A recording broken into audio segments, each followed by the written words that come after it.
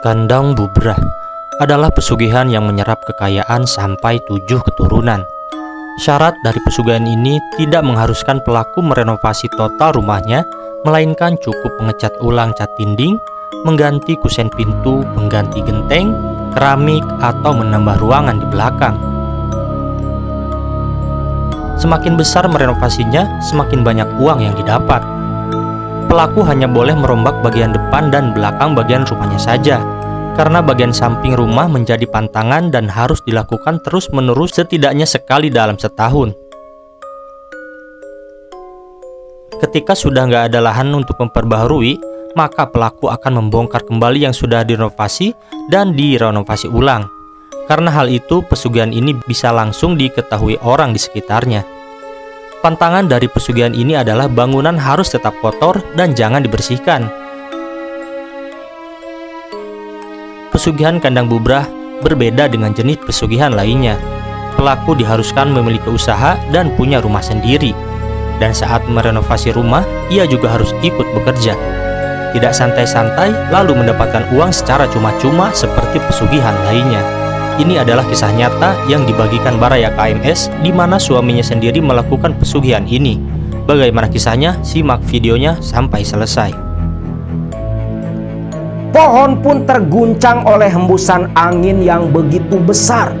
Dedaunan berjatuhan menimpa kepala Tarjo dan Hasan. Lalu Tarjo mendengar suara lembut perempuan dari dahan pohon serut di hadapannya, memanggil Tarjo dengan nada yang begitu lembut. Tarjo, Tarjo, akhirnya kau sampai juga ke tempat ini. Bukalah matamu, Tarjo.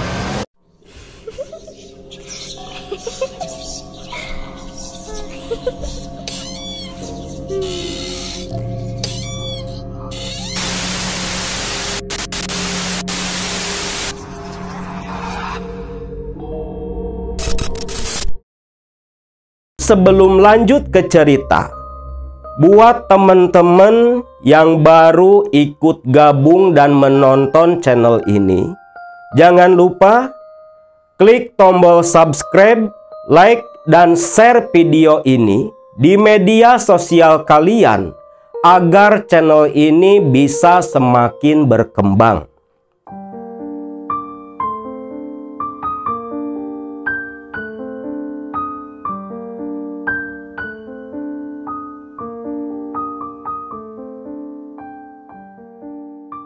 Assalamualaikum warahmatullahi wabarakatuh. Cerita tentang pesugihan. Diceritakan satu, muncul lagi cerita yang lain.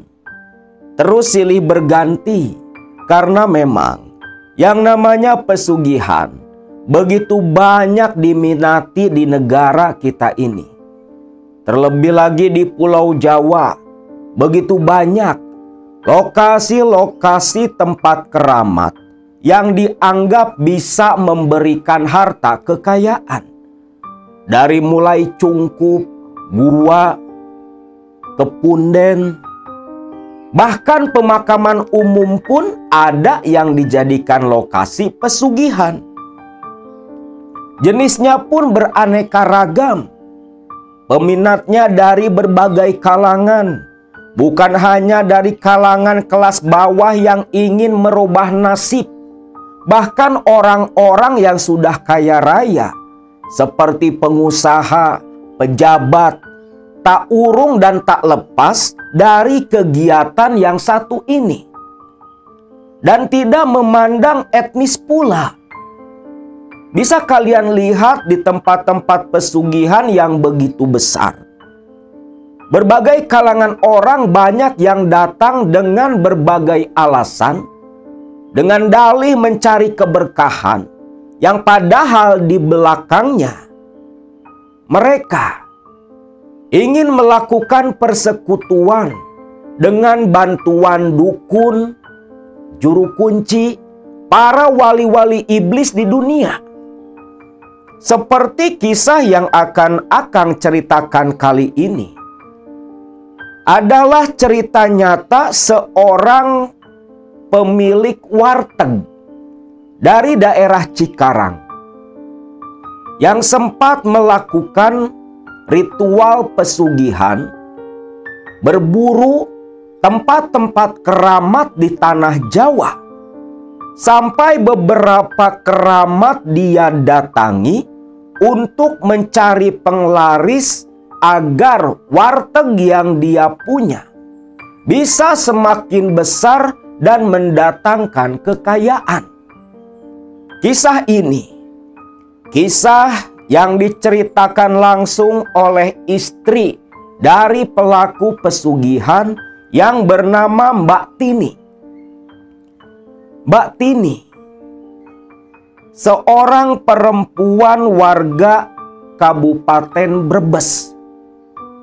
Beliau lahir dari keluarga yang kurang mampu, anak ketiga dari 5 bersaudara. Kehidupan Mbak Tini semasa kanak-kanak begitu penuh penderitaan.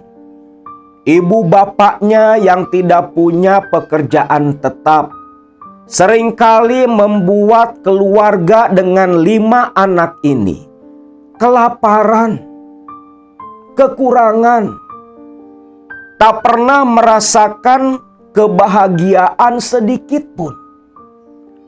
Satu ketika waktu Tini berusia 11 tahun, Tini yang dipaksa dewasa oleh keadaan, waktu itu begitu sakit hati melihat ibunya yang terlibat hutang dengan saudaranya sendiri, seringkali ditagih dengan cara yang tidak manusiawi, dibentak, dicaci, dimaki, bahkan sempat menggebrak meja ketika menagih utang kepada ibu si Tini. Sampai-sampai ibunya Tini saking ketakutannya sempat pingsan ketika ditagih utang yang tidak seberapa oleh saudaranya. Bahkan seringkali Tini beserta kakak dan adiknya di kesehariannya sampai puasa tak makan.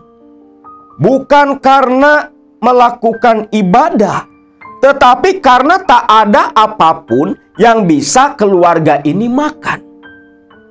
Satu saat, Tini yang baru berusia 11 tahun itu, dia mengukuhkan hati, menekadkan diri, berbicara kepada sang ibu. "Mak, Tini izin kerja ya mak, biar bisa bantu emak sama adik-adik," ucap Tini. "Tin, kamu ini masih kecil nak, masih kecil. Kamu tak ada kewajiban untuk bekerja." "Tak apa mak, agar kita bisa makan setiap hari. Gak apa-apa, Tini mau ikut kerja mak, mau ikut sama si Mamang ke Jakarta," ucap Tini pada waktu itu.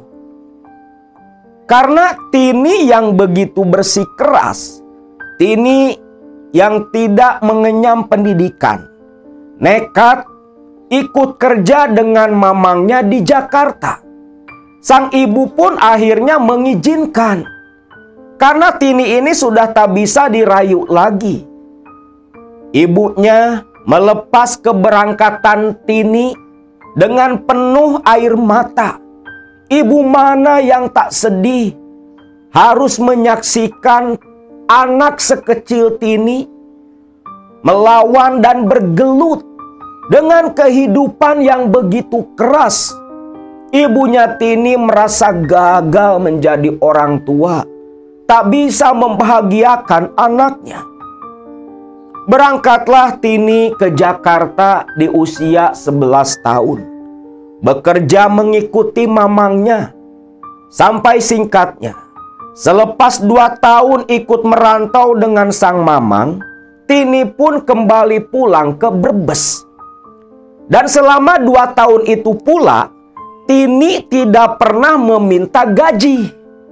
kepada mamangnya. Barulah ketika pulang ke Brebes, uang gaji Tini tanyakan.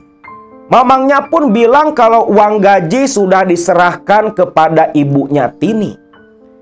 Tini yang penasaran berharap mendapat uang yang cukup banyak karena selama 2 tahun tak pernah meminta bayaran.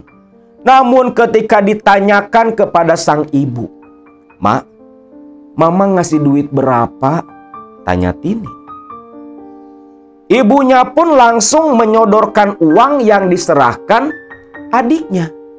"Ini loh Tin, mamamu cuma ngasih uang segini."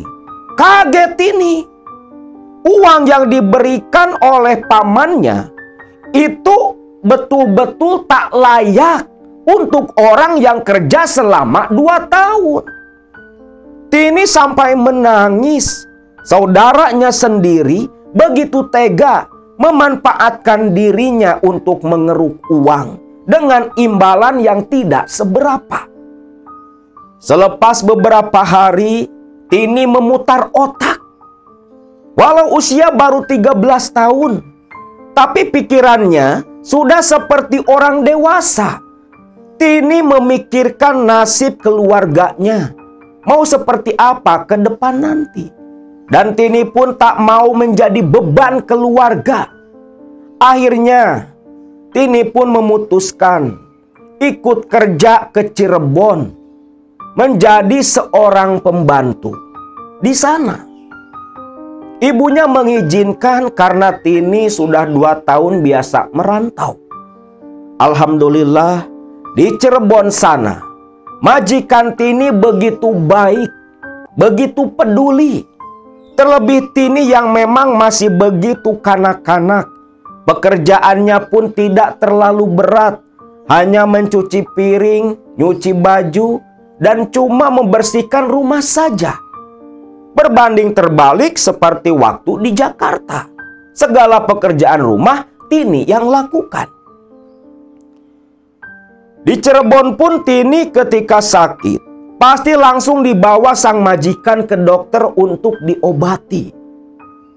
Begitu betah Tini kerja di Cirebon sampai Tini menginjak usia 16 tahun. Nah, di usia 16 tahun inilah Tini bertemu dengan seorang lelaki yang bernama Sutarjo. Sutarjo jatuh cinta kepada Tini. Lalu mereka berdua menjalin hubungan. Tini pun begitu bahagia karena selama pacaran Sutarjo ini orangnya begitu baik, perhatian, begitu menyayangi Tini. Sampai akhirnya Tarjo pun melamar Tini ke Brebes sana menemui kedua orang tuanya. Menikahlah Tini dengan Sutarjo. Waktu itu Sutarjo berusia 20 tahun. Beda 4 tahun dengan Tini. Tapi di tahun saat itu, di tahun 90-an, usia 16 tahun di perkampungan sudah dianggap dewasa dan cukup untuk menikah. Pernikahan pun terjadi. Namun sayang, angan-angan bisa hidup bahagia dengan Sutarjo tidak Tini rasakan. Sifat asli Sutarjo terkuak pasca menikahi Tini. Ternyata kebaikan selama hubungan, selama pacaran, itu hanyalah kedok dari Sutarjo. Aslinya Sutarjo orangnya begitu keras, pemarah, suka main tangan, begitu rajin mencaci dan memaki Tini. Sebenarnya Tini saat itu tak kuat berumah tangga dengan Tarjo.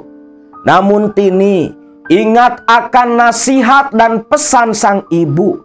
"Nuk, mau seperti apapun rumah tanggamu nanti, jangan pernah sekali-kali kamu melawan suami." Kata-kata itulah yang membuat Tini masih bertahan bahkan hingga saat ini. Selepas dinikahi oleh Sutarjo, Tini lalu ikut Tarjo merantau ke daerah Bekasi sekitar tahun 1997. Di Bekasi sana Tini dan Sutarjo membuka usaha warung rokok di pinggiran jalan. Lumayanlah hasilnya untuk kehidupan sehari-hari, jualan kopi dan sejenisnya. Namun petualangan itu belum selesai dan berhenti di Bekasi saja. Dari Bekasi tahun 2001 Tini dan Tarjo pindah ke daerah Cengkareng. Dari Cengkareng pindah juga tahun 2005 ke kawasan industri di Cikarang. Nah, di Cikarang inilah Tini dan Sutarjo membuka usaha wartegnya. Tini menjadi pelayan di warteg, Sutarjo yang belanja dan memasak. Dari usaha warteg itulah awal mula bencana menimpa keluarga Tini. Tarjo yang membuka usaha warteg saat itu tentunya bergabung dengan paguyuban atau komunitas para pengusaha warteg yang semuanya kebanyakan orang Jawa. Di satu kali pertemuan dengan para pemilik warteg yang lain, di situ Tarjo mencoba mencari cara menanyakan kepada mereka yang sudah berpengalaman bagaimana tips dan cara agar wartegnya bisa laris. Dari salah satu teman, sebut saja namanya Hasan, Tarjo mendapat informasi, "Jo, kalau buka usaha, yuk jangan polos-polos lah." Loh, polos-polos gimana, Mas? Ya jangan polos, pakai bumbu. Ya pakai bumbu lah, Mas. Kalau nggak pakai bumbu ya masakan hambar toh, Mas. Jo, bukan bumbu buat masakan.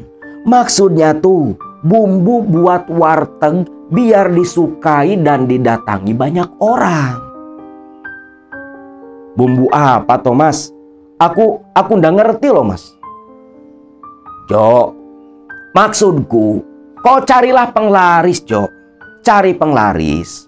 Biar wartegmu ini laku. Biar iso sugih lah, Jo. Jangan cuman buka warteg masak kayak orang umum. Kita harus pakai bumbu, pakai penglaris. Lawong hampir semua kawan-kawan kita pemilik warteg, yo pakai penglaris juga, Jo. Ucap Hasan pada waktu itu. Tarjo pun hanya mengangguk saja. Walaupun dia bingung harus kemana mencari penglaris seperti yang dikatakan oleh Hasan.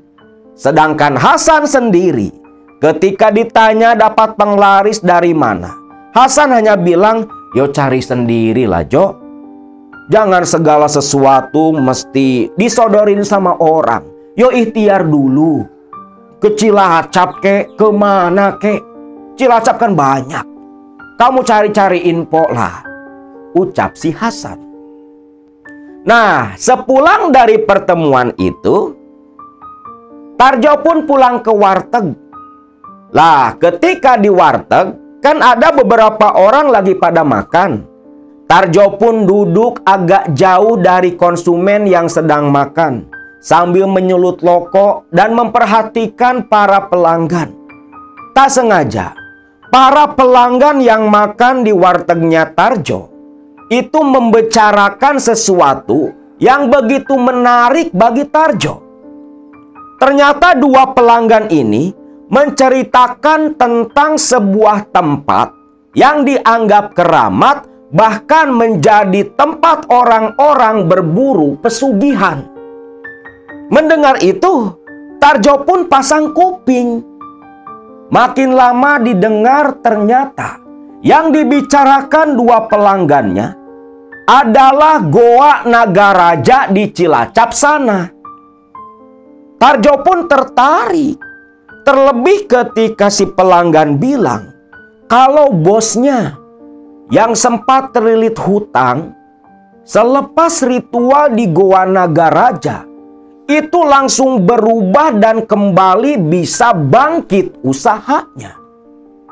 Dalam pikiran Tarjo, iya juga ya, kalau yang bangkrut saja bisa bangkit, apalagi usaha yang lagi jalan kayak gini. Goa Nagaraja, tempat itu memang sempat terkenal. Bahkan tonggoku juga pernah datang ke Goa Nagaraja. Apa mungkin harus nyari ke gua itu saja, pikir si Tarjo. Singkat cerita, semalaman itu Tarjo pun berpikir keras. Selalu teringat dan terngiang-ngiang pembicaraan si pelanggan tadi. Sampai akhirnya Tarjo pun memutuskan untuk mencoba pergi ke Cilacap, khususnya ke Goa Nagaraja, mencari peruntungan untuk kehidupannya yang lebih baik. Tarjo ini orangnya begitu ambisius. Yang dia kejar hanya harta, harta, dan harta. Bahkan tidak pernah memperdulikan perasaan istri dan anak-anaknya. Setelah memantapkan hati, Tarjo pun pamitan ke Tini istrinya mau pergi ke Cilacap. Mau apa toh Kang ke Cilacap? Mau ngapain? Wis, kowe jangan ikut campur lah. Ini urusanku. Aku ke Cilacap mau ikhtiar biar warung kita, biar warteg kita makin maju makin rame, Tin. Wis kowe ojo kakean ngomong lah. Ojo ikut campur urusanku. Selama aku di Cilacap, kau urus warteg. Jangan sampai kau tutup, ucap si Tarjo. Tini pun tak bisa berbuat apa-apa. Sekali lagi melawan, sudah dipastikan gamparan tanganlah yang selanjutnya hinggap di wajah Tini. Singkat cerita, keesokan paginya Tarjo sudah bersiap. Begitu rapi membawa tas berisi pakaian dan sejenisnya. Lalu dari Cikarang, pagi-pagi sekali, Tarjo pun langsung berangkat. Naik kendaraan umum yang dituju tentunya adalah Goa Nagaraja. Singkat cerita, hampir malam hari, Tarjo baru sampai di lokasi. Deburan ombak di kejauhan terdengar begitu keras, membentur pantai, membentur batu-batu karang. Memang ombak di pantai Laut Selatan terkenal akan keganasannya. Ternyata Goa Nagaraja pada waktu itu cukup ramai juga. Tarjo pun sebelum datang ke goa, dia pun ikut nimbrung dengan beberapa orang peziarah yang mempunyai tujuan yang sama. Nah, di situ Tarjo pun menanyakan bagaimana tata caranya ke Goa Nagaraja. Lalu seorang peziarah yang ternyata baru keluar dari Goa Nagaraja menceritakan apa yang harus dilakukan peziarah untuk ritual di goa. Dari peziarah itu pula, Tarjo diarahkan untuk menemui Mbah Suyitno yang merupakan salah satu juru kunci di sana. Oh, jadi mesti langsung nemui juru kunci, Mas? Iya, Mas. Temui saja Mbah Suyitno.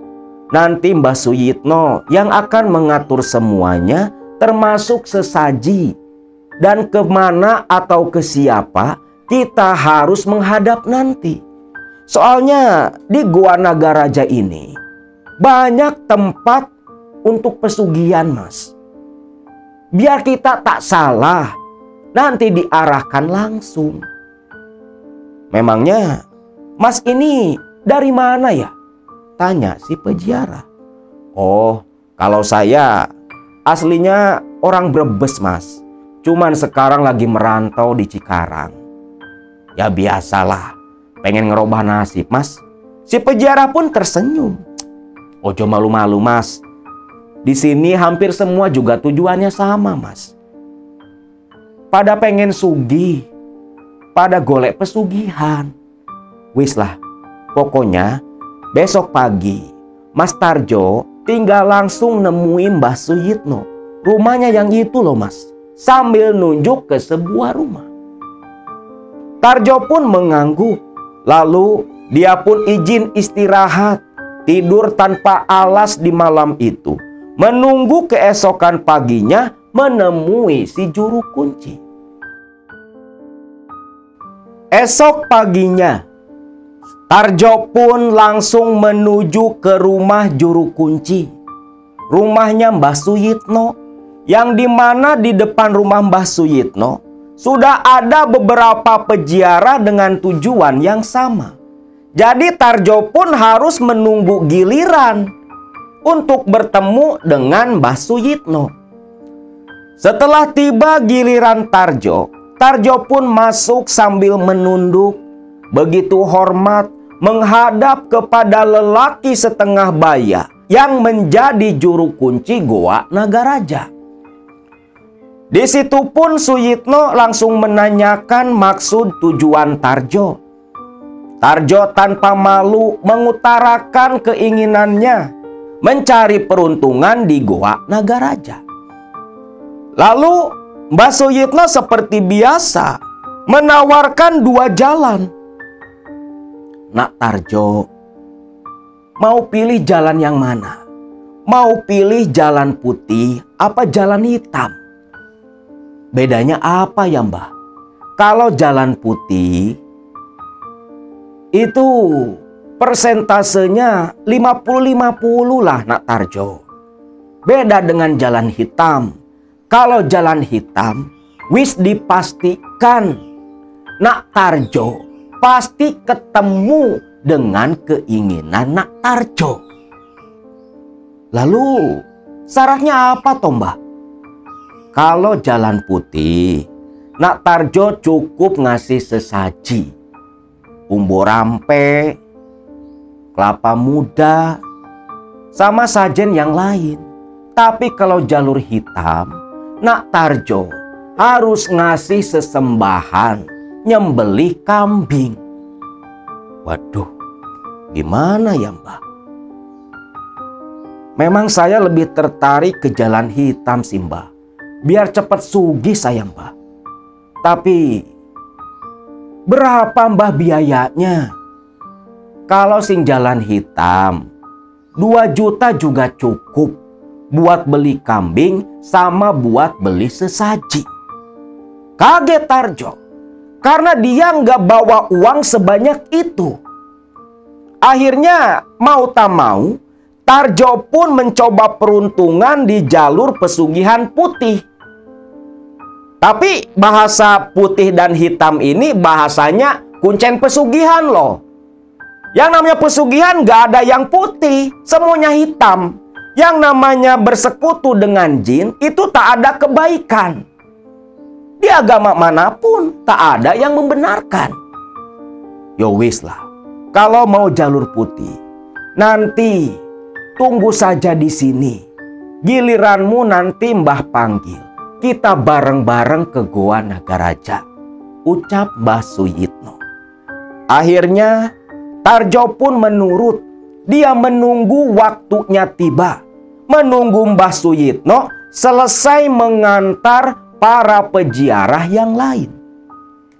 Singkat cerita, hampir tengah hari barulah Tarjo dipanggil oleh Mbah Suyitno.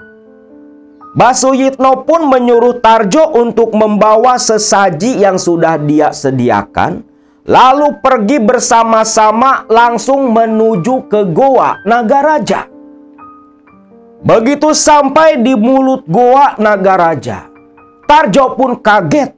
Ternyata sudah cukup banyak orang, baik yang beristirahat ataupun yang sedang semedi melakukan ritual di tiap sudut goa. Melihat Tarjo yang seperti kebingungan, Mbah Suyitno pun menepuk pundak Tarjo. Wis ojo kaget, mereka-mereka itu sama sepertimu, lagi nyari peruntungan di Goa Nagaraja. Wis, sekarang ikut sama Simbah. Kamu harus mandi dulu di sendang mandi untuk mensucikan tubuhmu. Selepas di sendang mandi nanti, barulah Simbah akan bawa kamu ke tempat yang cocok dengan kamu. Maksudnya Simbah, bagaimana ya Mbah? Maksudku, di goa ini kamu mau datang ke siapapun ada. Eyang Nogorojo, Eyang Nogogini, Nogo Besuki, Nogo Runting, Nyi Blorong, Bajul Sengoro, sama Nyi Roro Kidul pun ada. Banyak. Goa ini sudah seperti markasnya 9 naga, ucap Mbah Suyitno sambil tertawa. Karena memang namanya aja kan Goa Nagaraja. Semua naga yang biasa dipinta untuk kekayaan ada di situ semua.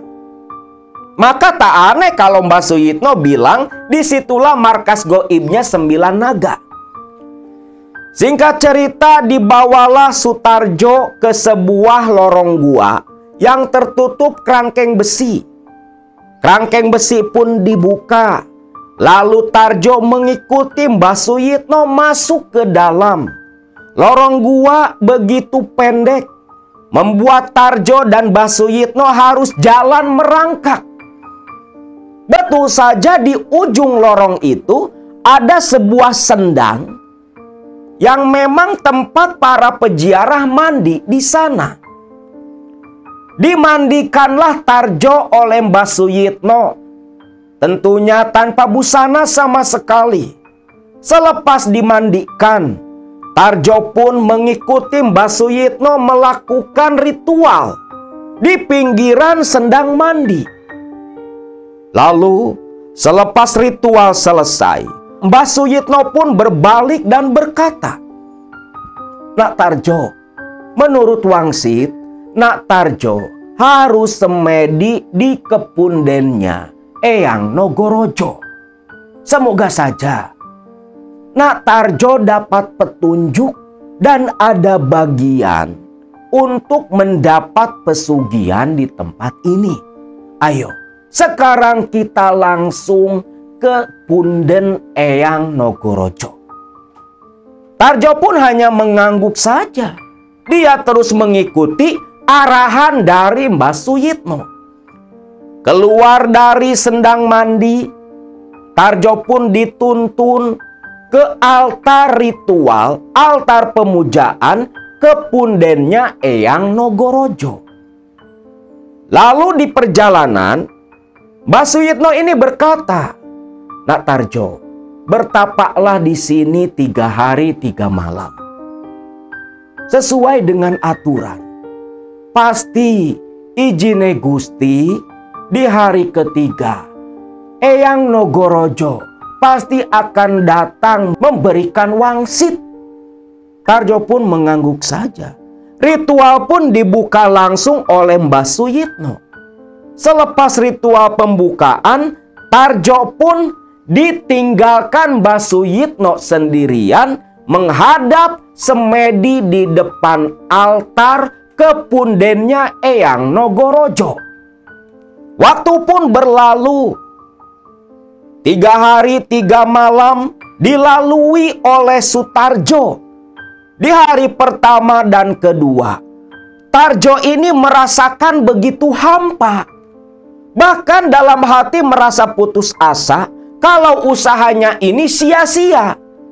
Karena 2 hari berturut-turut tak ada kejadian aneh apapun yang datang kepada Tarjo. Sampai barulah di malam terakhir, di malam ketiga. Mendekati dini hari, lepas tengah malam, Tarjo yang masih bertahan tanpa makan dan minum, tanpa tidur selama 3 hari itu, tetap duduk dan semedi mengharap datangnya Eyang Nogorojo mengabulkan keinginannya. Namun, lewat tengah malam itu, yang datang kepada Tarjo hanyalah suara bisikan yang menggema di dalam goa tanpa rupa yang terlihat. Bisikan itu bisikan suara lelaki yang penuh wibawa, berkata kepada Tarjo, "Tarjo, anakku, berhentilah. Tak ada bagianmu di tempat ini. Pergilah ke Bantar Bolang, karena di sanalah petunjuk selanjutnya untuk kau mendapatkan harta kekayaan. Bangunlah, tanyakan hal itu kepada juru kunci." Ucap bisikan suara itu, yang Tarjo anggap itu adalah suaranya Eyang Nagaraja. Tarjo pun lantas terbangun dan membuka mata. Kaget dia. Walau sudah dapat petunjuk seperti itu, tapi dalam hati ada sedikit kecewa. Karena ternyata tak ada bagian buat Tarjo untuk mendapat pesugihan di Goa Nogorojo. Maka dengan tubuh yang begitu lemas, Tarjo pun berusaha berdiri. Lantas ketika menoleh, ada sebotol air di samping Tarjo.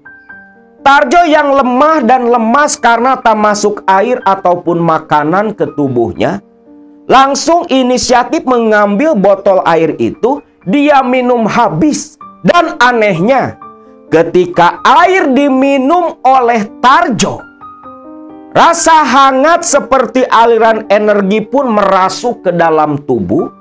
Seketika, tubuh Tarjo pun kembali sehat, kembali bertenaga.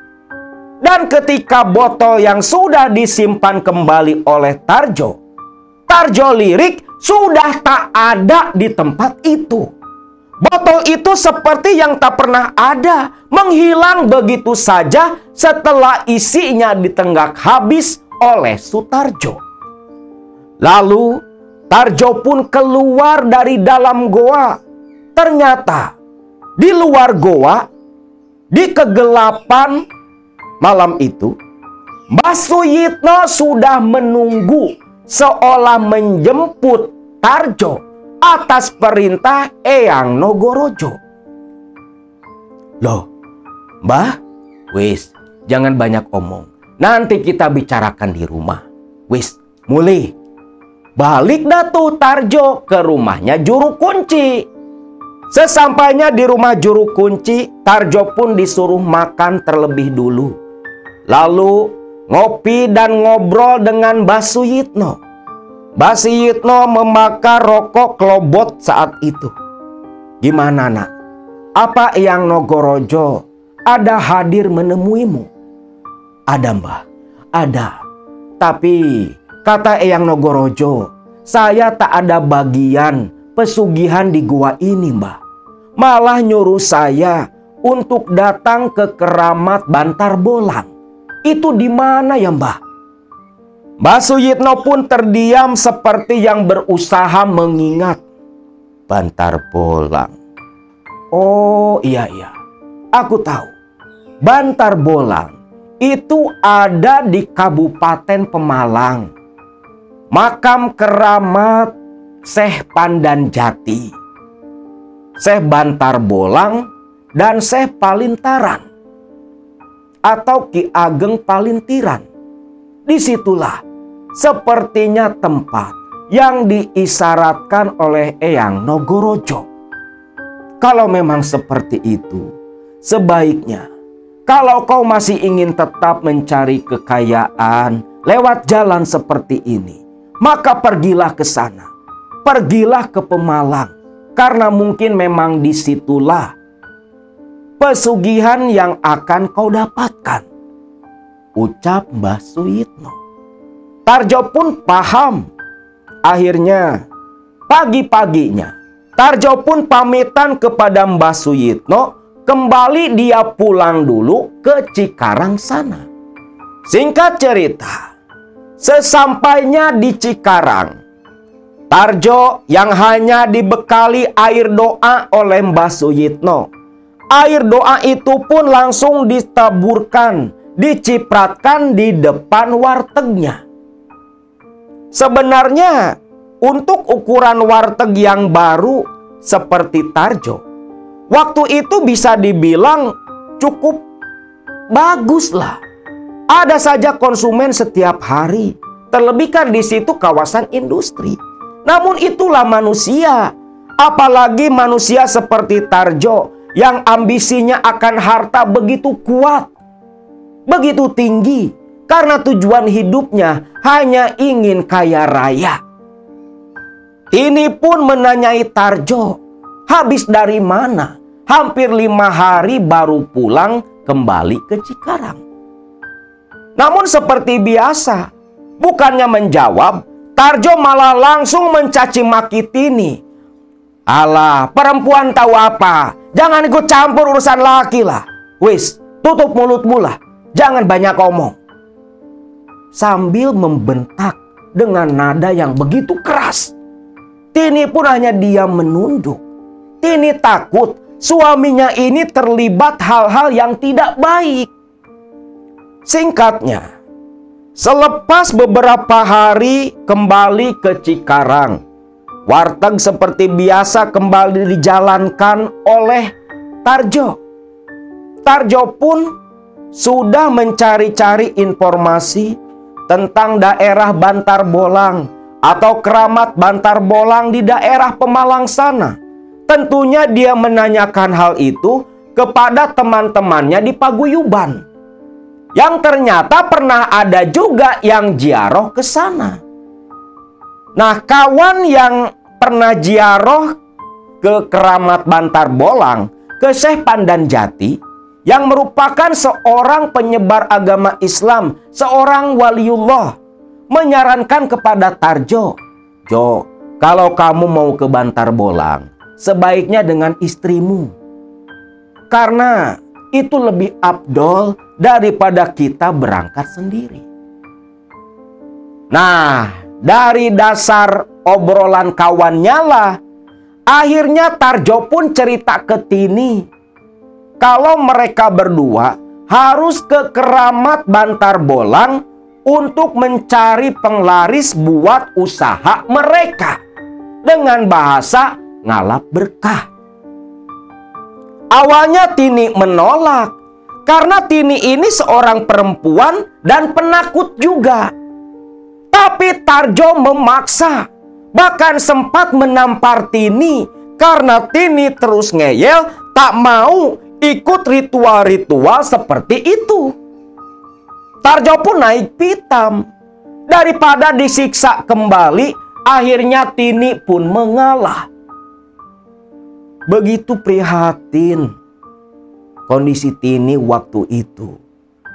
Dari kecil sudah harus bergelut dengan kerasnya kehidupan. Sudah berumah tangga, masih saja mendapat kekerasan dari suaminya sendiri. Singkatnya, dengan hati yang terpaksa, akhirnya Tini pun menemani Tarjo untuk berangkat ke Pemalang di Jawa Tengah sana. Sedangkan anak-anaknya Tini, dia titipkan ke tetangga yang tak jauh dari wartegnya. Singkat cerita, berangkatlah Tini dan Tarjo ke Pemalang. Yang dituju tentunya daerah Bantar Bolang. Sesampainya di sana saat itu sudah sore hari. Di keramat Bantar Bolang, ketika masuk ke area gerbang, langsung dihadapkan dengan jalan anak-anak tangga yang begitu panjang. Lalu turun. Namun di sana tidak menyeramkan seperti di keramat-keramat pada umumnya. Karena sudah ada seperti musola, tempat istirahat, kantin. Dan orang-orang di keramat Bantar Bolang ini begitu ramah kepada para peziarah yang datang ke sana. Perlu diketahui pula, sosok yang dimakamkan di Keramat Bantar Bolang itu sosok aulia, sosok ulama besar, sosok waliullah yang terkenal dengan nama Syekh Pandan Jati. Maka sebenarnya tak nyambung niatan si Tarjo yang mau nyari pesugihan, tapi malah diarahkan ke sana oleh bisikan gaib di Goa Nagaraja. Tapi inilah salah satu alat bangsa jin untuk menyesatkan manusia. Perlu digarisbawahi, keramat di Bantar Bolang, makamnya Syekh Pandan Jati, itu bukan untuk mencari pesugihan. Kalau kita mau ke sana, ya cukup berziarah mendoakan Tuan Syekh. Jangan malah meminta harta di kuburan. Tentunya yang ada nanti malah setan yang datang. Bukan keberkahan, tapi yang ada malah kemadorotan buat kita. Karena kelelahan, Tini dan Tarjo pun istirahat di kantin yang dikelola oleh warga di tempat itu. Makan, ngopi, sambil melepas penat. Dan di situ pun Tarjo bertanya kepada si pemilik kantin tentang para peziarah yang datang ke Keramat Bantar Bolang. Mas, kalau para peziarah yang datang ke sini itu biasanya ziarah langsung ke Syekh Pandan Jati. Selepas itu 400 meter dari sini langsung ke Ki Ageng Bantar Bolang. Dan ziarah juga di Ki Ageng Palintaran. Itu kebiasaan para peziarah di sini. Tapi dia celingak-celinguk dulu tuh si yang punya warung. Tapi kalau si masnya pengen nyari pesugihan, ono mas, ono tempatnya di Sungai Ciwalu di belakang Keramat Bantar Bolang.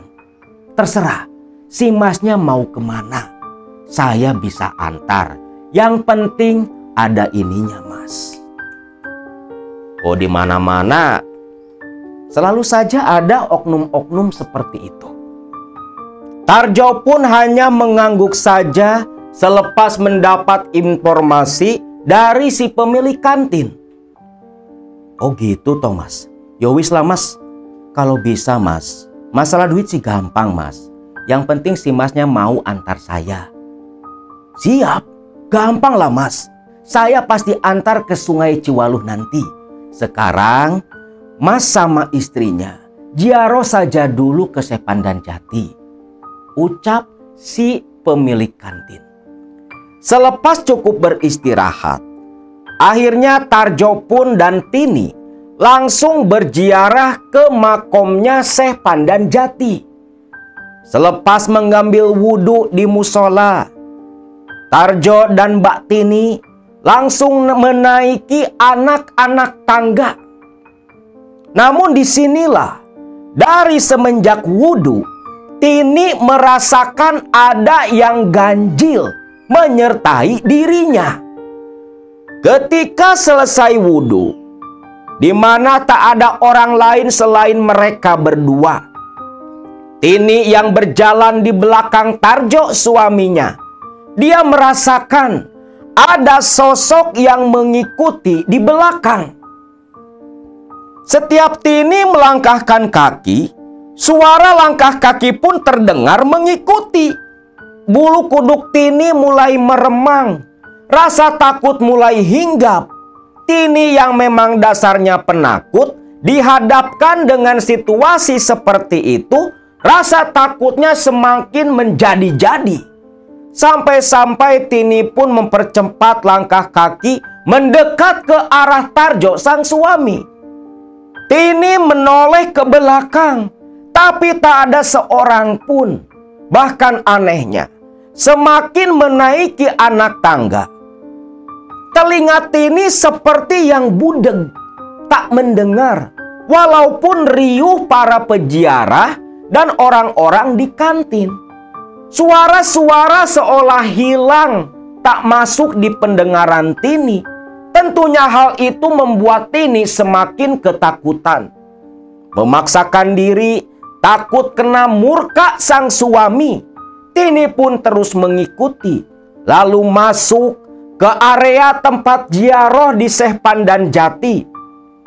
Tarjo lalu mulai duduk bersila membakar kemenyan di sana. Diikuti Tini di belakang dengan rasa takut yang begitu kuat. Karena ketika duduk di area tempat ziarah yang begitu gelap, Tini mendengar dan melihat ada sosok seperti bayangan hitam yang ikut duduk tepat di samping Tini. Tini ketakutan, dia hanya memejamkan mata. Sedangkan Tarjo mulai membaca-baca doa yang Tini nggak paham doa apa yang dibaca oleh Tarjo. Yang katanya sewaktu di perjalanan Tarjo mengatakan doa itu diberi oleh kawannya yang sempat pernah ziarah ke Bantar Bolang. Singkatnya, selepas selesai ziarah di Syekh Pandan Jati, tentunya Tarjo di situ malah meminta kekayaan. Yang harusnya mendoakan almarhum malah minta harta benda. Ya pastinya permintaan seperti itu yang nerimanya ya langsung setan, bangsa jin. Dan mungkin sosok bayangan hitam itulah yang akan menuntun Tarjo menuju jalan pesugihan. Ketika Tini membuka mata, Tini semakin takut karena sosok hitam itu masih ada. Bahkan ketika Tini berdiri bersama Tarjo, sosok itu pun mengikuti. Tarjo dan Tini pun kembali ke kantin lagi. Lalu di situ, Tini yang sudah semakin ketakutan duduk menjauh dari Tarjo. Anehnya, sosok hitam itu tak lagi mengikuti Tini, hanya duduk diam di samping Tarjo. Muka Tini sudah begitu pucat, keringat sudah mengucur deras. Dia begitu ketakutan. Dan si pemilik kantin seolah menyadari apa yang terjadi kepada Tini. Mas, apa sekarang saja mas? Langsung menuju ke tempat berikutnya. Bisa, bisa. Ya udah Tin, sekarang kau ikutlah. Mas Tarjo, saya di sini saja mas. Tini takut mas. Tini nggak mau ikut mas. Loh, kamu ini gimana sih Tin? Ini kan buat kehidupan kita. Sing nurut lah, ojo ngejel. Tarjo marah-marah. Tapi si pemilik kantin langsung menengahi. Wis mas, wis. Jangan marah-marah mas. Wis, rapopo kalau istrimu nggak ikut. Sing penting sampean loh. Apa boleh mas? Boleh. Cukup sampean mas. Cukup sampean sing lakoni ritual. Bojomu wi ya ora usah ikut lah. Wis, mbak di sini saja ya. Saya mau ngantar suaminya ke tempat yang lain. Iya mas, makasih ya mas, ucap Tini sambil terus meringkuk ketakutan. Akhirnya si pemilik kantin dan Tarjo pun langsung pergi menuju ke makamnya Ki Ageng Bantar Bolang dan Ki Ageng Palintaran. Dan sosok hitam tadi yang seperti bayangan itu ternyata mengikuti Tarjo di belakang. Bahkan Tini sempat mengintip melirik, memastikan sosok si bayangan hitam, yang ternyata sosok hitam itu pun kembali membalas lirikan Tini yang membuat Tini langsung menutup mata. Karena hanya warna merah matanya yang terlihat begitu tajam menatap ke arah Tini. Di situ Tini pun berdoa meminta perlindungan agar jangan sampai mendapat celaka dari sosok yang mengikuti Tarjo suaminya. Kembali ke Tarjo dan si pemilik kantin. yang sudah cukup jauh berjalan. Mas, opo masih jauh mas? Sebentar lagi kita sampai. Ternyata lokasi keramat Ki Ageng Bantar Bolang itu tidak seram. Bahkan lebih rame daripada makomnya Syekh Pandan Jati. Karena lokasinya dikelilingi rumah-rumah warga. Jadi nggak ada rasa seram atau hawa angker sama sekali. Berziarahlah di situ Tarjo dipimpin si pemilik kantin. Selepas selesai ziarah di sana, Tarjo pun langsung dibawa ke Sungai Ciwaluh, tempat ritual terakhir khusus bagi orang-orang yang mencari pesugihan. Ceritanya seperti itu yang diceritakan oleh Mbak Tini. Benar dan tidaknya wallahu alam. Singkatnya, di kegelapan malam itu tanpa penerangan sama sekali, hanya cahaya samar dari bulan yang cukup terang menuntun jalan si pemilik kantin yang langkahnya diikuti Tarjo di belakang. Mereka berjalan di pinggiran sungai. Jalanan berupa jalanan setapak. Air sungai pun tidak terlalu tinggi karena saat itu musim kemarau. Batu-batuan di sungai yang begitu besar terlihat menonjol, begitu indah diterangi cahaya rembulan malam itu. Lalu Tarjo dituntun oleh si pemilik kantin ke sebuah tempat di pinggiran Sungai Ciwaluh yang seperti pancuran. Di situ pun si pemilik kantin tadi duduk bersila, lalu membakar dupa, ditanjapkan di atas tanah, memimpin doa, lantas menyuruh Tarjo untuk menanggalkan pakaiannya, disuruh mandi berendam di Sungai Ciwaluh. Tarjo pun menurut, membuka pakaiannya, lalu turun ke pinggiran sungai di sela-sela bebatuan. Tarjo pun duduk bersila merendam tubuh sampai sebatas leher. Dia memejamkan mata, berharap ada wangsit yang akan datang menuntun dirinya. Bahkan mungkin disitulah pesugihan yang cocok untuk dirinya. Sesuai dengan bisikan goib Eyang Nogorojo di Cilacap sana. Setelah cukup lama duduk diam seperti orang bersemedi, hanya suara gemuruh aliran air yang terdengar di telinga Tarjo, dan lantunan bacaan surat Yasin di kejauhan mungkin berasal dari makomnya Syekh Pandan Jati. Tak lama kemudian, Tarjo pun merasakan hembusan angin yang begitu kencang menerpa tubuh. Hawanya begitu dingin, Tarjo pun menggigil seketika. Namun tiba-tiba ada suara lembut, suara lelaki tua terdengar di telinga Tarjo. Suara itu berkata, "Tarjo, pergilah ke Gunung Wangi, ke Goa Buyung. Disitulah tempat selanjutnya untuk kau bersemedi. Di tempat ini tak ada jatah untukmu." Ucap suara itu. Tarjo pun langsung membuka mata. Alangkah kagetnya dia, di seberang Sungai Ciwaluh, di atas sebuah batu, berdiri sosok aki-aki mengenakan jubah putih layaknya seorang ulama. Berdiri menatap ke arah Tarjo. Walau tak berbicara, tapi suaranya terdengar di kepala Tarjo. Semacam telepati mungkin. Sosok itu kembali berkata, menyuruh Tarjo mengakhiri ritualnya, karena di Bantar Bolang ini tak ada bagian jatah buat Tarjo. Tarjo diharuskan pergi ke Gunung Wangi berziarah dan semedi di Goa Buyung. Lalu selepas menyampaikan pesan itu, sosok lelaki tua itu pun hilang lenyap dari pandangan Tarjo. Tarjo pun buru-buru berdiri naik kembali ke pinggiran sungai.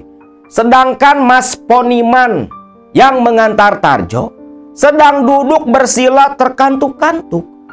Mas Poniman, Mas. Loh, maaf Mas, udah beres Mas? Sudah, saya sudah dapat wangsit. Wangsit? Wangsit apa Mas? Ah, nantilah kita ceritakan di warung saja. Poniman pun hanya tersenyum. Tak sia-sia dia mengantar Tarjo dan ada hasilnya. Selepas berpakaian, mereka berdua pun langsung kembali ke kantin tempat di mana Tini menunggu. Lalu di kantin pun Tarjo menceritakan wangsit dari aki-aki tua yang membangunkan dirinya. Oh, berarti Mas Tarjo selanjutnya harus ke Gunung Wangi. Iya Mas, katanya saya harus ziarah, harus semedi, ritual di Gua Buyung. Apa Mas Poniman tahu? Yo tahu lah Mas. Bahkan saya kenal sama juru kuncinya. Begini saja, malam ini Mas Tarjo dan Mbak Tini istirahat saja di sini. Besok pagi-pagi saya antar ke Gunung Wangi. Gak apa-apa Mas, apa nggak ngerepotin? Tanya Tarjo. Gak apa-apa Mas, itu kan sudah kewajiban saya juga. Wis lah, sekarang Mas Tarjo istirahat. Kalau mau tiduran di musola saja atau di tempat istirahat seperti para peziarah lain. Singkatnya, malam itu pun Tarjo dan Tini istirahat. Tiduran di atas tikar di tempat istirahatnya para peziarah di makam Syekh Pandanjati.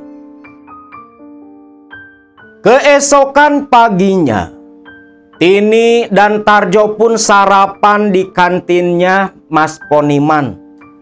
Seperti biasa, Tini memilih untuk tak ikut ke Gunung Wangi.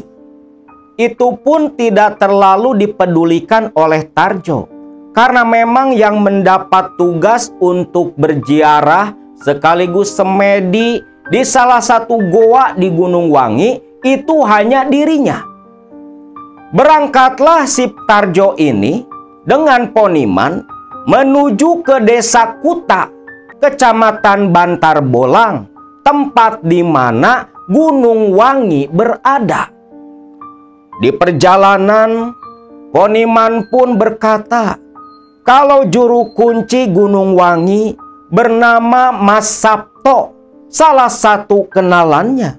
Karena menurut Poniman, banyak juga peziarah di keramat Syekh Pandanjati yang dia antar menuju Gunung Wangi.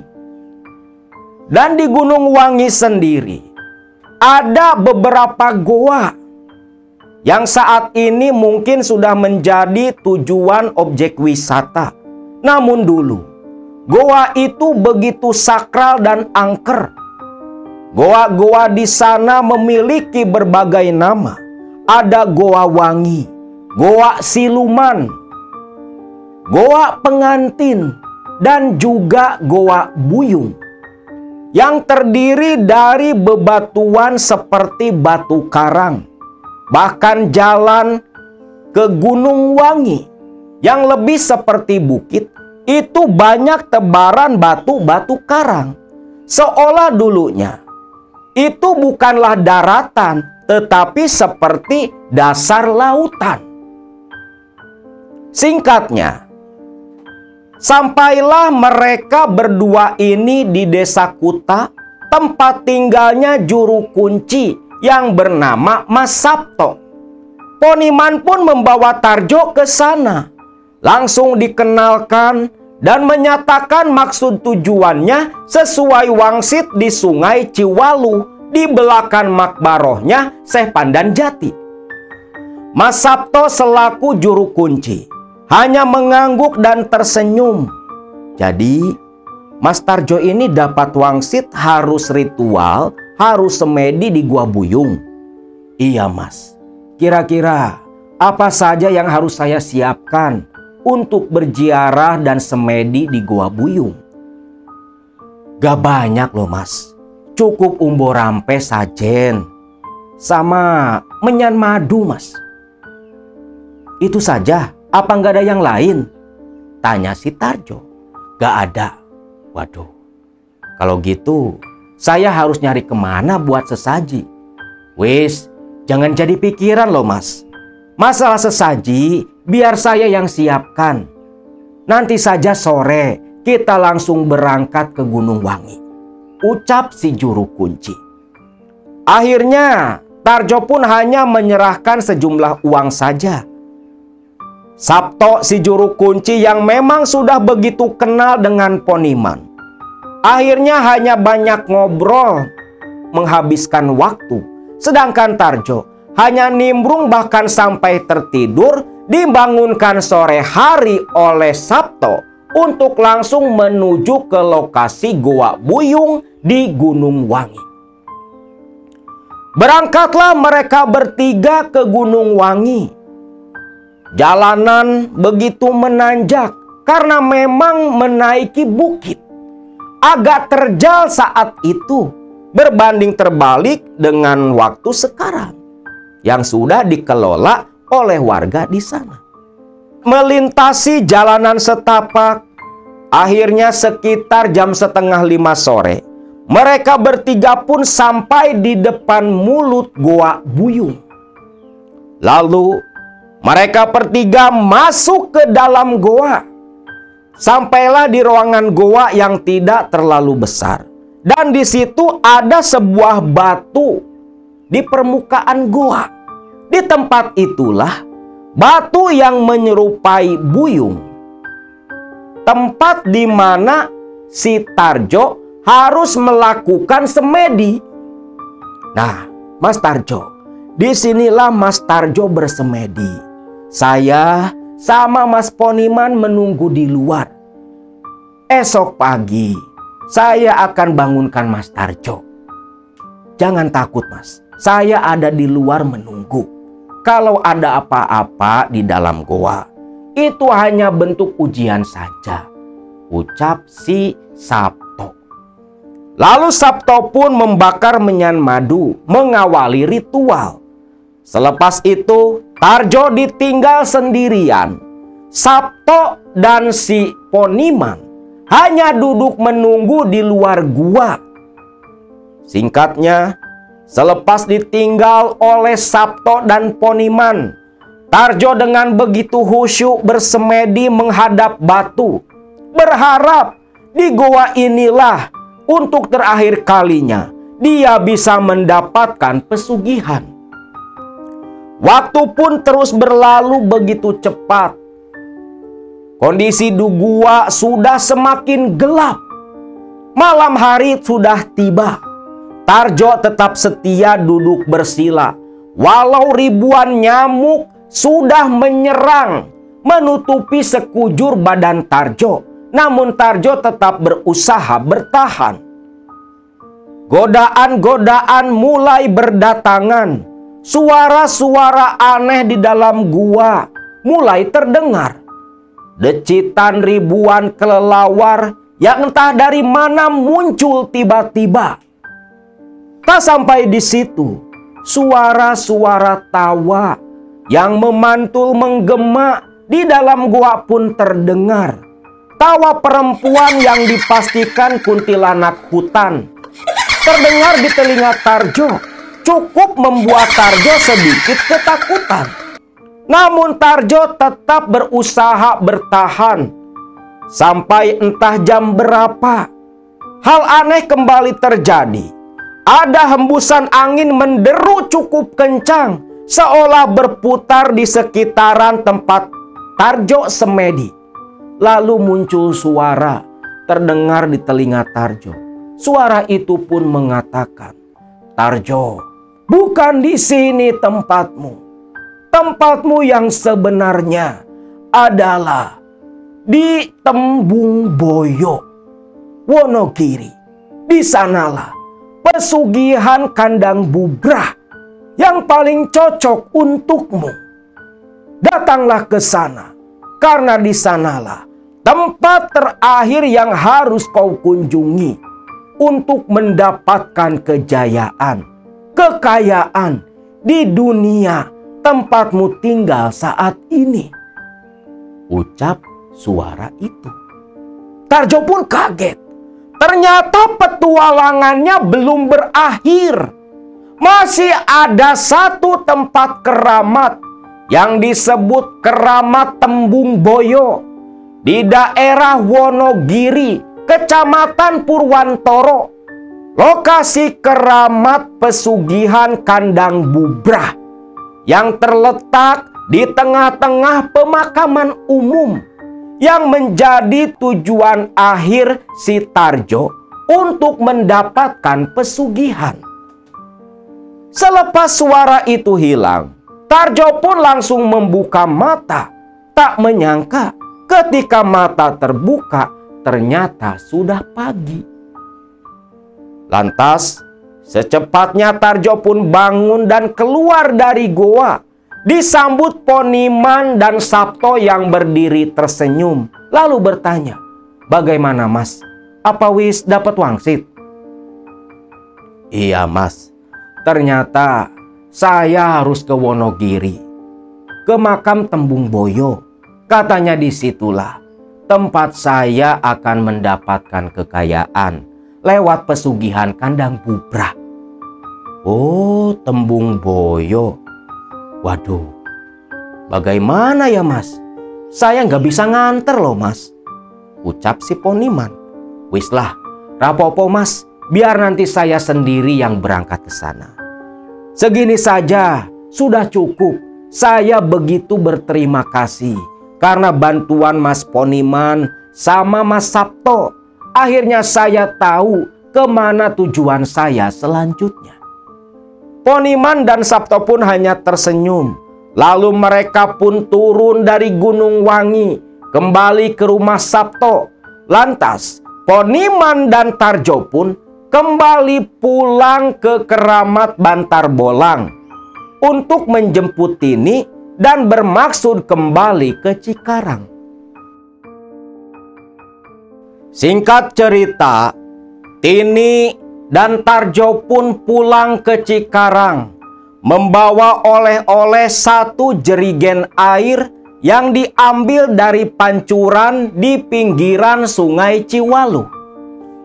Sesampainya di Cikarang, warteg kembali dibuka. Air dari pancuran di Ciwalu langsung disiramkan oleh Tarjo di depan wartegnya tengah malam waktu itu. Warung pun laris, banyak pelanggan, bahkan pelanggan yang datang itu sampai mengantri. Namun ya itu, ambisi Tarjo tak cukup hanya sebatas itu saja. Dia selalu ingin lebih dan lebih. Ada satu tempat yang harus dia tuju, yaitu makam Keramat Tembung Boyo, tempat pesugihan kandang bubrah di Wonogiri, Jawa Tengah sana. Dan entah kenapa, ketika mengingat tentang Keramat Tembung Boyo, Tarjo pun malah ingat kepada Hasan, salah satu kawannya sesama pemilik warteg. Hal itu pun membuat Tarjo bingung, karena selama ini Hasan tak pernah cerita tentang Tembung Boyo. Akhirnya selepas 1 minggu semenjak pulang dari Gunung Wangi Bantar Bolang, Tarjo pun sengaja datang menemui Hasan. Saat itu, ketika bertamu ke rumah Hasan, Tarjo disambut dengan baik karena memang ikatan sesama pemilik warteg di paguyuban itu begitu erat. Semua serasa seperti saudara. Kepada Hasan pun Tarjo cerita, "San, seminggu yang lalu saya baru pulang dari Bantar Bolang." "Oh, Udah ke sana kamu, Jo? Iya, bahkan dari Bantar Bolang saya langsung ke Gunung Wangi, ke Goa Semedi di sana. Namun di Gunung Wangi saya justru harus datang ke Keramat Tembung Boyo. Hah? Tembung Boyo? Tembung Boyo Wonogiri, Jawa Tengah. Iya, San. Kenapa emang? Kok kamu kayak yang kaget? Tanya si Tarjo. Jo, wis kebetulan, Jo. Lawang aku mau ritual lagi ke Tembung Boyo. Se. Berarti selama ini kamu ke Tembung Boyo, San? Iya, aku ke Tembung Boyo. Aku pakai kandang bubrah. Wis lah, Jo. Kalau memang kamu mau ke sana, kita barengan saja. Hari Rabu nanti saya mau berangkat ke Tembung Boyo. Soalnya ada waktu paling khusus di sana. Salah satunya malam Jumat Kliwon. Waktu yang memang paling tepat kalau mau datang ke Keramat Tembung Boyo. Kita barengan saja, Jo. Terus terang saja, Jo. Saya sudah 4 kali ke Tembung Boyo. Aturannya, kita harus 7 kali datang ke Keramat Tembung Boyo. Biar betul-betul sempurna, Jo. Tarjo pun tak menyangka. Bahkan dia beranggapan sepertinya memang sudah takdirnya, sudah jalan hidupnya harus sukses dan kaya raya dari Tembung Boyo. Karena semua serba kebetulan. Dia tak menyangka Hasan pun wasilahnya dari Tembung Boyo juga. Yo wis lah, San. Aku pamit dulu. Hari Rabu nanti saya kesini, kita berangkat bareng. Hasan pun mengangguk tersenyum. Begitu senang karena ada teman untuk pergi ke Tembung Boyo sana. Singkat cerita, sesampainya kembali di warteg di rumahnya yang dia kontrak di kawasan industri daerah Cikarang, Tarjo tak cerita kalau dia akan ke Tembung Boyo. Dia sengaja merahasiakan itu semua. Bahkan hari-hari dilalui Tarjo tanpa banyak bicara kepada Tini. Tini pun sudah terbiasa dicuekin seperti itu oleh Tarjo, suaminya. Tarjo hanya mendekati Tini ketika hanya ingin menunggangi. Seolah Tini buat Tarjo bukanlah seorang istri, tapi hanya sebagai tempat untuk memuaskan nafsu dan menghasilkan keturunan saja. Oh, ini ceritanya Mbak Tini loh. Singkatnya, hari Rabu pagi-pagi Tarjo sudah begitu rapi. Tini pun bertanya, "Loh Mas mau kemana Mas?" "Wis lah, Mas mau pamit. Mas mau nemuin temannya Mas. Mas ada perlu sama teman, mau pergi ke Jawa Tengah." "Loh, mau apa toh Mas?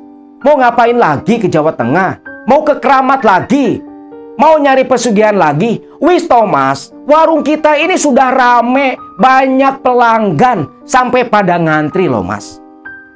"Kurang apa lagi sih Mas? Udahlah, jangan nyari-nyari pesugihan lagi Mas." Di situ si Tarjo naik pita marah. Ketika Mbak Tini lagi nyerocos ngomong nasehatin suaminya, seketika telapak tangan Tarjo langsung menampar tepat ke bibir Tini yang seketika terhenti, merasakan sakit di bibirnya, ditampar begitu keras, beradu dengan gigi sampai mengeluarkan darah. Tini pun langsung diam. Sekali lagi dia ngomong, selanjutnya mungkin tendangan kaki atau kepalan tangan. "Wis, ojo kakean omong lah. Mas berangkat. Titip warteg," ucap Tarjo dengan nada yang begitu sinis. Meninggalkan Tini yang menatap dengan nanar penuh rasa sedih. Rasa sabarnya semakin lama semakin menipis melihat kelakuan Tarjo yang seperti itu. Namun sekali lagi Tini ingat akan pesan sang ibu, tak boleh melawan kepada suaminya. Tini pun tak pernah menceritakan kekerasan selama berumah tangga dengan Tarjo kepada ibu atau kakak-kakaknya. Dia pendam sendiri. Singkat cerita, hari Rabu itu, Tarjo dan si Hasan langsung menuju ke Wonogiri sana. Perjalanan yang begitu jauh, mereka berdua tempuh 1 hari 1 malam lamanya.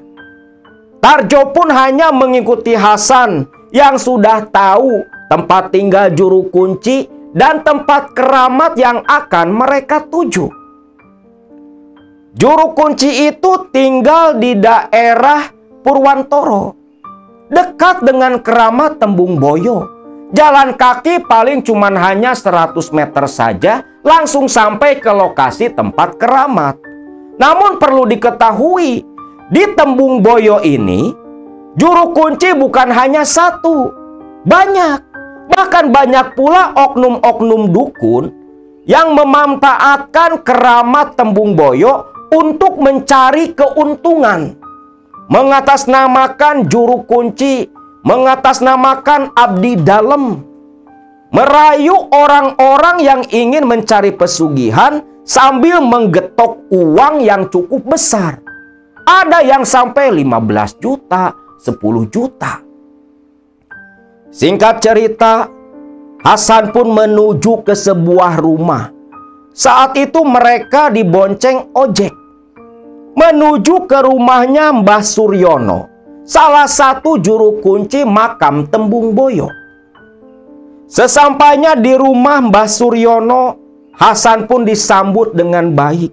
Karena selama ini Mbah Suryono lah yang membimbing Hasan ritual di Tembung Boyo. Dan berbeda dengan juru kunci yang lain. Kalau juru kunci yang lain itu langsung selonong boy ke lokasi keramat yang berupa pohon serut yang usianya ratusan tahun, langsung melakukan ritual. Tapi Mbah Suryono berbeda. Tergantung keinginan dari para peziarah seperti apa.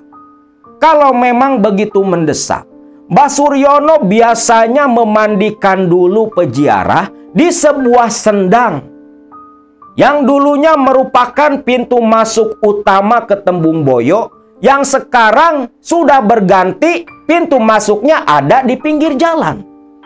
Di sendang itulah dulu Ki Ageng Imam Purbaya, seorang penyebar agama Islam, mengambil air wudhu sebelum masuk ke padepokan.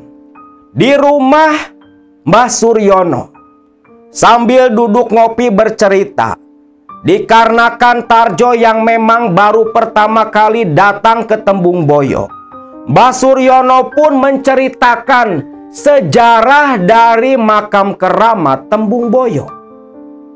Begini, Nak Tarjo, sebagai bentuk pengetahuan tambahan buat Nak Tarjo, sejarah Tembung Boyo. Tembung Boyo itu dulunya adalah padepokannya Ki Ageng Imam Purboyo. Beliau seorang ulama besar, penyebar agama Islam. Karena dulu di daerah Purwantoro ini masih mayoritas beragama Hindu. Dengan masuknya Ki Ageng Imam Purboyo membuka padepokan di sana dengan istrinya, dan ada 5 orang santrinya juga. Mulailah penyebaran agama Islam di daerah ini. Ketika kita datang ziarah ke Tembung Boyo, apapun keinginan kita, itu sudah ada makom-makomnya. Sudah ada yang akan memberikan, yang akan membimbing. Ki Ageng Imam Purboyo mempunyai 5 orang santri. Yang pertama seorang santri perempuan yang bernama Nyai Bubrah. Nah, Tarjo mendengar nama Nyai Bubrah langsung pikirannya ke pesugihan kandang bubrah. Nah, Nyai Bubrah inilah yang akan memberikan kekayaan, penglaris, harta. Lewat Nyai Bubrah, itu memang wilayahnya. Sedangkan kalau untuk kepangkatan, jabatan, karena memang banyak pejabat-pejabat pemerintah yang datang berziarah juga. Itu nantinya kalau untuk jabatan langsung ke Ki Ageng Gede Karang atau Ki Demang Gede Karang. Santrinya Ki Ageng Imam Purboyo yang dijadikan Demang pertama di daerah Purwantoro. Itu kalau kepangkatan. Kalau untuk kesaktian ada juga Nak Tarjo. Loh, berarti ada juga toh Mbah yang nyari kesaktian ke Keramat Tembung Boyo Mbah. Yo ada. Macam-macam orang datang ke sana. Kalau untuk kesaktian itu nanti bagian wilayahnya Romo Kiai Ahmad Dahli. Beliaulah yang mempunyai wilayah kesaktian di Keramat Tembung Boyo. Dan ada satu lagi, muridnya Ki Ageng Imam Purboyo yang bernama Kiai Kartosuwiryo. Beliau itu abdi dalamnya, kodamnya, pembantunya, pendampingnya yang melayani segala keperluan Ki Ageng Imam Purboyo.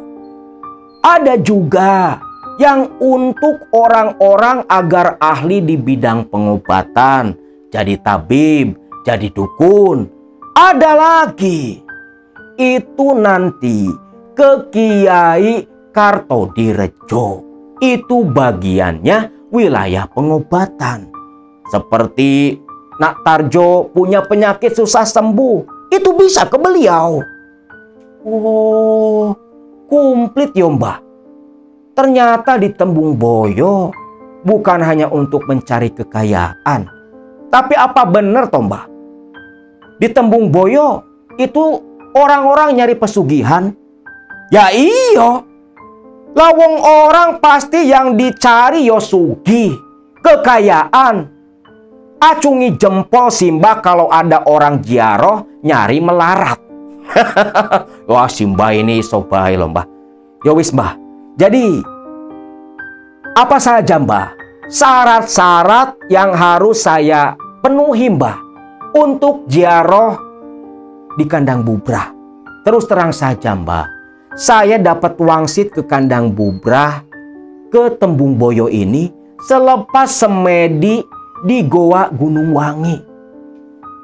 Tarjo pun menceritakan jejak perjalanannya dari mulai Goa Nagaraja, Keramat Bantar Bolang, Gunung Wangi, sampai terakhir harus datang ke Tembung Boyo. Ternyata Nak Tarjo ini petualang juga. Baguslah buat pengalaman. Kalau memang seperti itu, wis dijamin Nak Tarjo pasti lulus dan berhasil di Keramat Tembung Boyo. Untuk syarat-syaratnya, yo mesti ono sesaji. Sajennya umbo rampe, kembang telon, tumpeng, dan ayam bakar. Jangan lupa pula rokok. Kalau dulu Ki Ageng Imam Purboyo, rokoknya rokok klobot. Tapi sekarang kan susah, angel. Wis, cari rokok gudang garam merah sebagai gantinya. Tapi harus hati-hati, karena di makam Tembung Boyo itu banyak juga jin-jin kafir yang menyesatkan para peziarah. Harus hati-hati, ucap Mbah Suryono. Tarjo pun menyerahkan semua keperluan untuk sesaji kepada si juru kunci. Dia hanya mau terima beres. Singkat cerita, selepas sholat Isya berjamaah di rumah si juru kunci. Nah ini memang unik ya. mau nyari pesugihan sempat-sempatnya sholat dulu.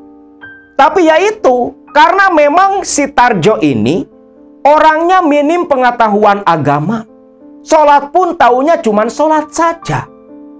Singkatnya, Tarjo, Hasan, dan Mbah Suryono langsung berjalan kaki menuju makam Tembung Boyo. Tapi berbeda dengan peziarah lain yang masuknya lewat gerbang depan di pinggir jalan. Mbah Suryono menuntun Hasan dan Tarjo lewat jalan belakang yang langsung ke sendang tempat wuduknya dulu Ki Ageng Purboyo. Di situ Mbah Suryono pun membakar 5 batang dupa yang katanya lambang dari rukun Islam. Dia bakar, lalu dia berdoa di sana di pinggiran sendang. Selepas itu Tarjo dan Hasan pun menimba air sumur yang cukup dalam. Mereka pun mandi minimal sebanyak 7 guyuran. Selepas mandi dan didoakan oleh Mbah Suryono, mereka berdua pun dituntun langsung ke lokasi keramat yang letaknya tepat berada di tengah-tengah pemakaman. Keramat itu dikelilingi makam umum, deretan batu nisan begitu tertata rapi, dan di tengah itu ada pohon serut yang sudah berusia ratusan tahun, yang konon katanya di bawah pohon serut itulah pusara atau kuburannya Ki Ageng Imam Purboyo beserta sang istri yang tertutup oleh pohon serut yang begitu besar. Dan di situ pula tempat ritualnya para peziarah yang mencari pesugihan kandang bubrah. Nah, disinilah pola umum penyesatan setan dari golongan jin.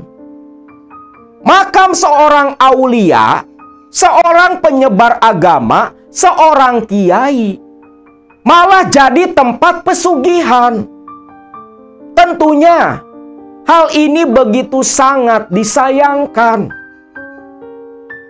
Akibat godaan setan, bangsa jin menyesatkan manusia, tempat pusaranya orang suci, orang soleh, malah menjadi tempat tersesatnya orang-orang yang ingin mencari kekayaan. Lalu mereka berdua pun duduk bersila di belakang Mbah Suryono. Mbah Suryono pun membakar kemenyan madu dengan candu yang memang harus selalu ada di antara sesaji di keramat Tembung Boyo. Selepas itu, Mbah Suryono pun berbalik pergi, meninggalkan Hasan dan Tarjo duduk bersila bersemedi, berharap, bermunajat, dan berdoa agar bisa lulus dalam pesugihan kandang bubrah. Ceritanya, kandang bubrah itu adalah padepokannya Ki Ageng Imam Purboyo. Dinamakan kandang bubrah atau kandang rusak. Dulu, padepokan Ki Ageng Purboyo ada kerusakan di bagian bangunannya. Untuk materialnya, Ki Ageng Purboyo pun membongkar sebuah kandang hewan peliharaannya yang kayu-kayunya digunakan untuk merenovasi padepokan. Dan dari situlah asal-usul nama padepokan kandang bubrah, yang entah kenapa diselewengkan malah menjadi pesugihan kandang bubrah. Dan di tempat itu pun perlu kalian ketahui, selain sosok yang dikatakan merupakan 5 santrinya Ki Ageng Imam Purboyo, di situ pun ada sosok-sosok bangsa jin yang menunggu dan mencari mangsa manusia-manusia yang tak beriman. Di antaranya ada sosok Buto Ijo, Dewi Lanjar, Ratu Pantai Selatan, dan ada satu sosok yang begitu ganas. Sosok makhluk tinggi besar dengan mata yang hanya satu, yang dikatakan merupakan utusan Dajjal.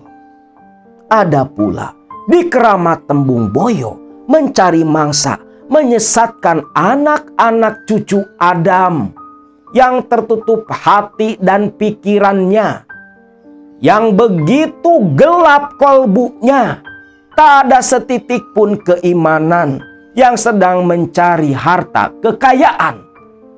Si anak buah Dajjal inilah yang apabila si peziarah mau melakukan perjanjian dengan dirinya, pulang dari Tembung Boyo bisa dijamin langsung kaya raya.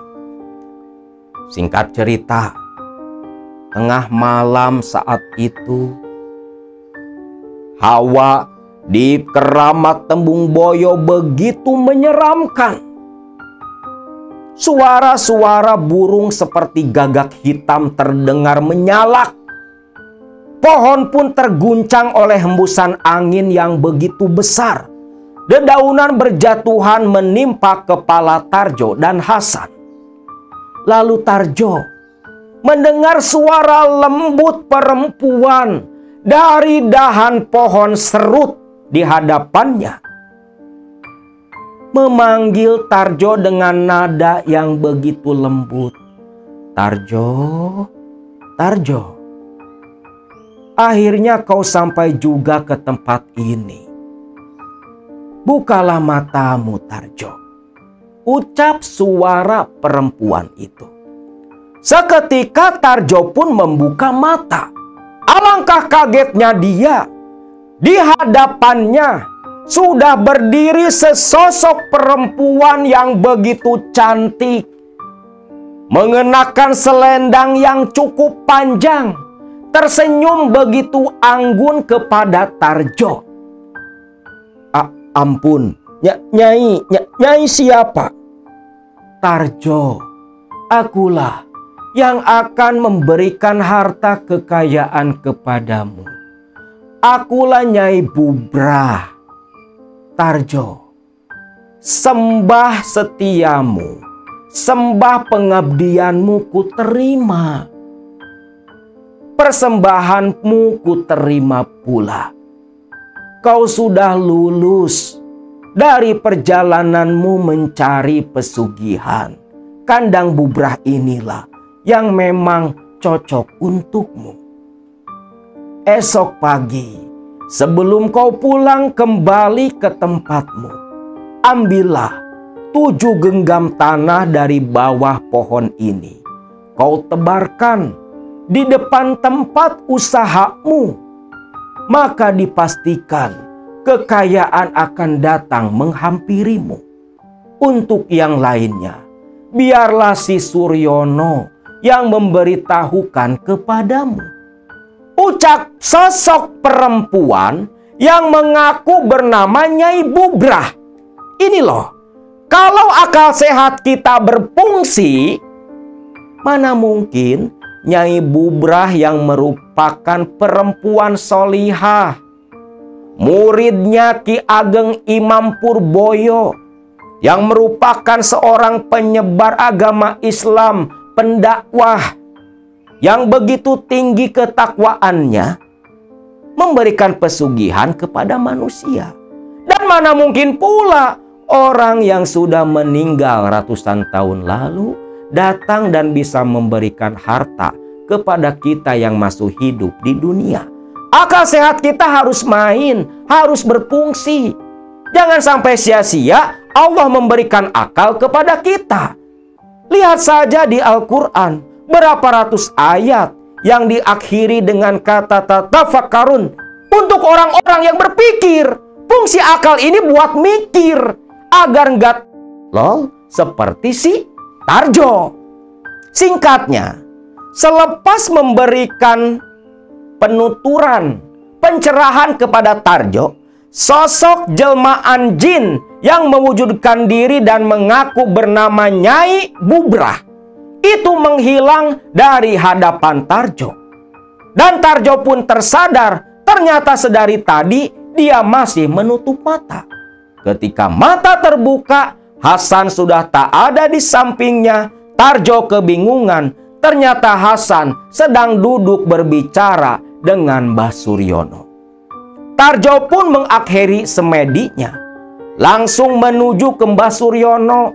Dia ceritakan pertemuan dengan Nyai Bubrah, termasuk perintah mengambil 7 genggam tanah dari bawah pohon serut, yang merupakan pusaranya Ki Ageng Imam Purboyo.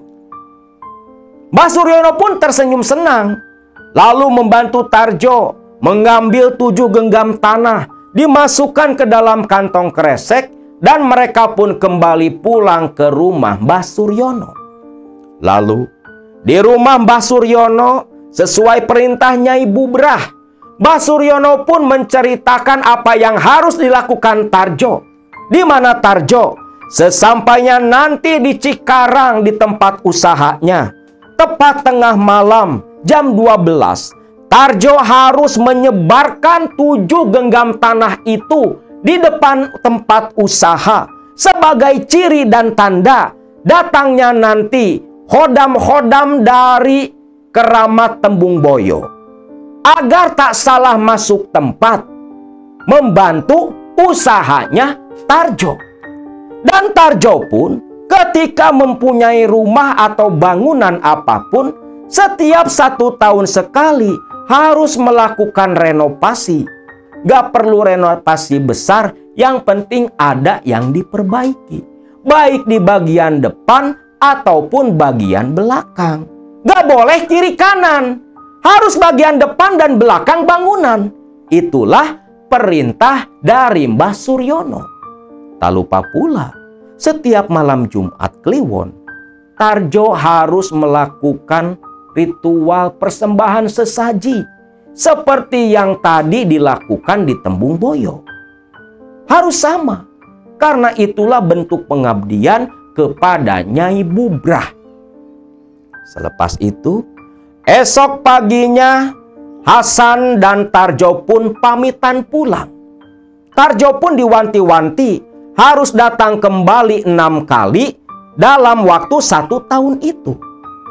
Jadi di tahun 2005 waktu itu, Tarjo ini memang melakukan 7 kali datang ke Tembung Boyo sesuai tradisi dan aturan di sana. Dan memang selepas kembali ke Cikarang, rahasia kekayaan atau kesuksesan dari Tembung Boyo itu dirahasiakan oleh Tarjo dan Hasan. Hanya saja satu ketika Tarjo keceplosan cerita kepada Tini istrinya. Sesampainya di Cikarang, Tarjo malam harinya langsung menutup warteg. Dan disaksikan oleh Tini, Tarjo langsung menebarkan tanah di depan warteg. Tini pun kebingungan. Tini yang memang sudah bertahun-tahun menahan rasa benci kepada Tarjo dan tak pernah melawan sama sekali, namun malam itu melihat kelakuan Tarjo yang seperti itu, Tini pun murka. Lalu bertanya kepada Tarjo, "Pak, Bapak ini habis dari mana toh Pak? Papa ngaku Bapak habis pesugihan kan? Habis dari mana Pak?" Aneh, Tarjo yang biasanya tak pernah ada rasa takut kepada Tini, malam itu berbeda. Melihat Tini yang seperti murka penuh amarah, matanya melotot sampai merah menunjuk hidung Tarjo. Tarjo pun sedikit ketakutan. Tarjo dengan terbata-bata, dia pun akhirnya mengaku kalau dia habis berziarah ke Tembung Boyo, kandang Bubrah. Alangkah kagetnya Tini. Ternyata Tini malam itu pun langsung mencaci maki si Tarjo. "Bapak ini kurang ajar toh Pak. Bapak mau bunuh saya Pak." Loh. Apa maksudmu Tin? Apa maksudmu? Apa maksudmu? Perlu Bapak ketahui Malam Jumat kemarin loh Pak, aku hampir mati. Aku dikejar-kejar genderuwo, dikejar-kejar buto ijo. Aku mau ditangkap, mau di... Untung ada kakek buyutku sing nolong aku loh Pak. Kalau nggak ada kakek buyutku, aku wis mati Pak, aku wis mati. Ucap Tini penuh amarah. Yang ternyata ketika malam Jumat Kliwon, si Tarjo ziarah di bawah pohon serut di Tembung Boyo. Tini di Cikarang, dia bermimpi. Mimpi dikejar-kejar sosok buto ijo dan genderuwo. Mau ditangkap dan dibawa ke alam pesugihan. Yang ternyata memang betul, Tarjo lah yang sedang melakukan pesugihan kandang bubrah di makam Tembung Boyo. Yo wis Totin, yang penting kan kamu wis selamat, wis lah. Wis, awas loh Pak. Kalau terjadi sesuatu di keluarga kita, aku gak bakal terima toh Pak. Ucap si Tini. Singkat cerita, esoknya warteg buka. Wah, bener-bener sesuai dengan ucapan Nyai Bubrah. Warteg langsung penuh pelanggan, melebihi hari-hari sebelumnya. Dalam 1 bulan, uang puluhan juta diraup dengan mudah. Semenjak ziarah ke Tembung Boyo, melakukan pesugihan kandang bubrah, harta kekayaan Tarjo melesat begitu cepat. Langsung saja di Brebes, ketika ada kabar tanah akan dijual, langsung dibeli. Tak tanggung langsung bangun rumah yang cukup mewah. Bukan hanya bangun rumah mewah, Tarjo langsung beli sawah, beli kebun, beli tanah. Dari uang hasil usahanya di Cikarang yang dibantu pesugihan kandang bubrah. Nah, ada kejadian di Brebes sana. Rumah yang baru dibangun itu kan jarang ditinggali. Karena paling 3-4 bulan sekali Tarjo dan Tini bersama anak-anak pulang. Rumah sering dikosongkan. Waktu itu ada seorang pembantu laki-laki yang kerjanya ngurus taman, ngurusin kebun, dan ngurusin rumah. Satu ketika, si Karno, pembantunya Tarjo di Brebes sana, itu ikut kerja panen tebu. Nah, lagi panen tebu, kakinya kesandung potongan tebu yang cukup tajam sampai kakinya itu mengeluarkan darah. Kebiasaan di kampung, bukannya ke dokter, malah datang ke dukun. Datang nih ke dukun si Karno ngobatin kakinya, karena hanya dalam waktu 1 malam kakinya itu langsung membengkak.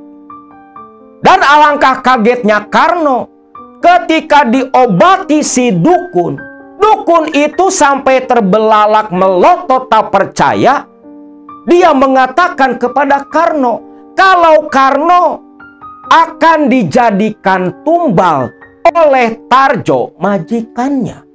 Karno pun kaget, tak menyangka ternyata Tarjo yang mendadak kaya, bangun rumah, beli sawah, beli empang, beli kebun, beli tanah, itu sumbernya dari pesugihan.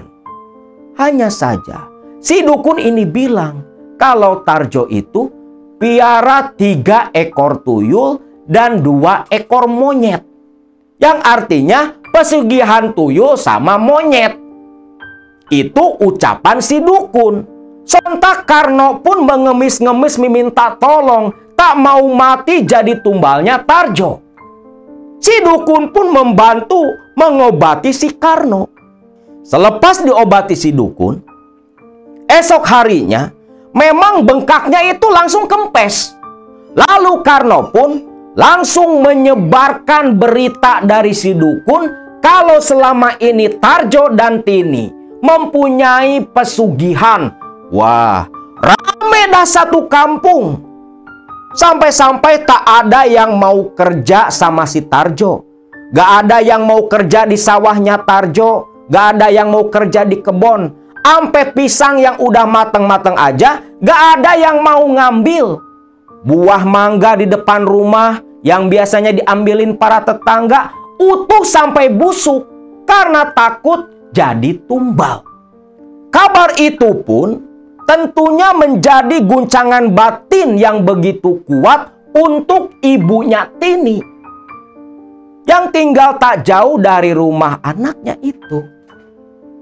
Hingga akhirnya ibunya Tini pun dengan wasilah mendapat hujatan, cacian, makian dari para tetangga tentang sang anak yang melakukan pesugihan. Ibunya Tini yang sudah tua renta akhirnya meninggal mendadak terkena serangan jantung.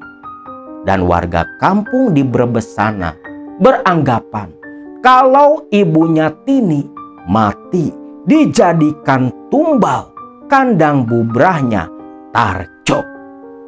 Sedangkan yang dimaksud si dukun 3 tuyul dan 2 monyet itu adalah Khodam atau jin yang membantu Tarjo. Berbentuk terlihatnya seperti itu oleh sang dukun, jin dari Tembung Boyo.